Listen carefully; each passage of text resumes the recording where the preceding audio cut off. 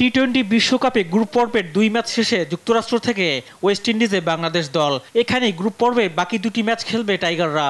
কিন্তু যুক্তরাষ্ট্র থেকে ওয়েস্ট ইন্ডিজে পৌঁছাতে যাত্রাপথে বাংলাদেশকে নানা ঝক্কি ঝামেলা পোহাতে হয়েছে। যাত্রাপথের মতো বিশ্বকাপে সুপার 8-এ পৌঁছাতেও বাংলাদেশকে অনেক ঝামেলা পোহাতে হবে। শ্রীলঙ্কার বিপক্ষে প্রথম ম্যাচ জিতে সুপার 8-এ যাওয়ার দুয়ার খুলেছে বাংলাদেশ। এই ম্যাচটাই বাংলাদেশের জন্য ছিল গুরুত্বপূর্ণ।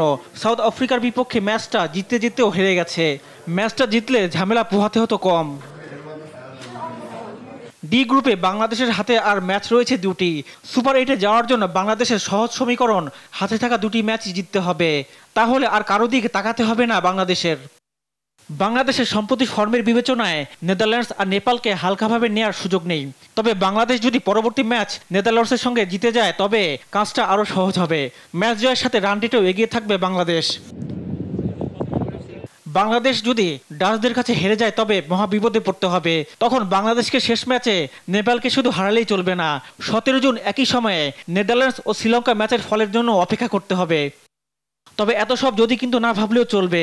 নেদারল্যান্ডসের বিপক্ষে জিতলেই সব সহজ হয়ে যাবে বাংলাদেশের জন্য। রিফাত আঞ্জুম, দেশ টিভি, স্পোর্টস ডেস্ক।